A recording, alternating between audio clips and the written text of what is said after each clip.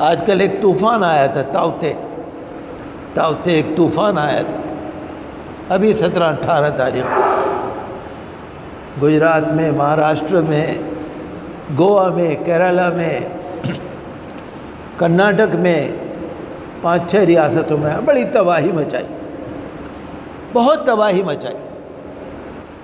بمبئی کے سمندر پہ آپ دیکھیے، فوٹو دیکھیے، گجرات کے اندر بھاونگر ہے اور جگہ ہے، پیڑ اکھاڑ دیے، بلڈنگیں گر گئی، مکان گر گئے، چھتیں اڑ گئی، ہوائی اڈے بند کرنے پڑ گئے، روڈ بند کرنے پڑ گئے، بڑے بڑے پیڑ گر گئے، بہت تباہی مچی، بہت لوگ مر گئے بیچارے۔ پانی کے جہاز جو تھے سمندر کے اندر وہ گر گئے، طوفان میں آ گئے، بہت سارے لوگ اسی میں مر گئے، بہت طوفان آیا۔ اور جب طوفان آتا ہے نا تو پہلے سے پتہ لگ جاتا ہے۔ ایک اور طوفان آنے والا ہے پچھمی بنگال میں، یاس نام سے، بتا رہے ہیں 25-26 تاریخ کو طوفان آئے گا، وہ بھی بڑا خطرناک ہوگا۔ یہ سب اللہ کی قدرت ہے، یہ اللہ تعالیٰ کا نظام ہے۔ کوئی کہہ رہا ہے کہ زمین میں حدت بڑھ گئی ہے، کوئی کہہ رہا ہے انوائرمنٹ چینج ہو گیا ہے، کوئی کہہ رہا ہے گیس زیادہ نکل رہی ہے۔ پچھلے سال بھی مئی میں 2 طوفان آئے تھے، اپریل مئی میں۔ لوگ کہہ رہے ہیں طوفان اب زیادہ آنے لگے، پتہ نہیں کیوں آنے لگے۔ یہ اللہ کی قدرت ہے، اللہ تعالیٰ اپنا جلال دکھا رہا ہے، یہ اللہ تعالیٰ کا عذاب ہے۔ بارش اور طوفان حضرت نوح علیہ السلام کے بھی آیا تھا، فرعون کے زمانے میں بھی آیا تھا۔ قرآن شریف میں طوفان کا ذکر ہے۔ حضرت نوح علیہ السلام نے جو کشتی بنائی تھی، 2 سال میں کشتی بنائی تھی انہوں نے، اور کتنی لمبی کشتی بنائی تھی؟ 300 گز لمبی، 50 گز چوڑی، 30 گز اونچی، 3 منزل بلڈنگ۔ حضرت نوح علیہ السلام کے زمانے میں بھی طوفان آیا تھا، قرآن میں ذکر ہے۔ اور یہ ہے کہ اللہ نے وہ طوفان بھیجا تھا نافرمان قوموں کے لیے، ظالموں کے لیے اللہ نے بھیجا تھا۔ فرعون کے زمانے میں جو طوفان آیا تھا، 7 دن تک بارش ہوتی رہی۔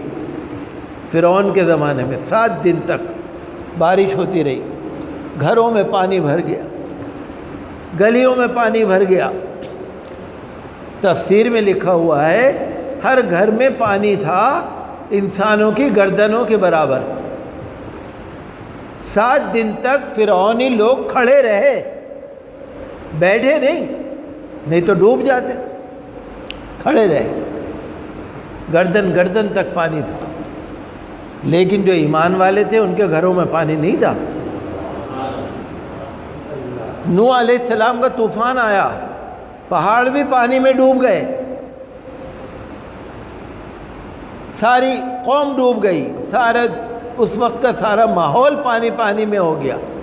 لیکن جو حضرت نوح علیہ السلام پر ایمان لائے تھے ان کے گھر میں طوفان نہیں آیا، ان کے گھر میں پانی نہیں آیا۔ میں ایک بات آپ سے پوچھنا چاہتا ہوں کہ طوفان آتا ہے، لوگوں کو پتہ لگ جاتا ہے طوفان آ رہا ہے، تو بھئی روک کیوں نہیں لیتے؟ آپ تو آسمان پہ بھی چلے جاتے ہو، چاند پہ بھی چلے جاتے ہو، آپ کے پاس تو دنیا زمانے کے ٹینک ہیں، دنیا زمانے کی فوج ہے، تو روک لو نا۔ یہ تو کہہ دیتے طوفان آئے گا، طوفان آئے گا، ہٹ جاؤ ہٹ جاؤ۔ ارے ہمت ہے تو جا کے روک لو اس کو، روک نہیں سکتے۔ اللہ کی قدرت میں کوئی دخل نہیں دے سکتا، روک نہیں سکتے۔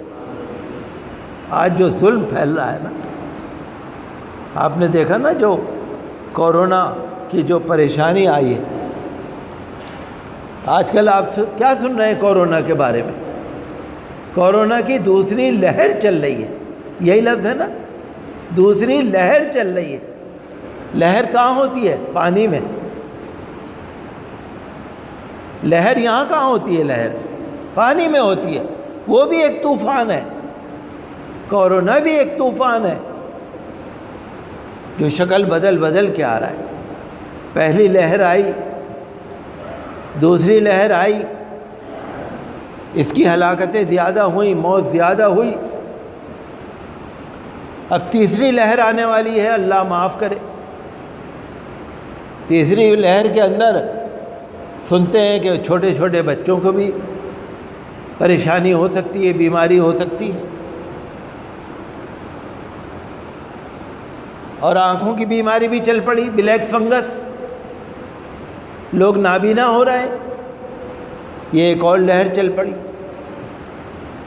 چونکہ ظلم بہت ہے نا، اہنکاری بہت ہے، اور اس میں ہم اور آپ بھی ظالم ہیں، کیونکہ ہم بھی دین پر اتنے نہیں ہیں جتنا ہونا چاہیے۔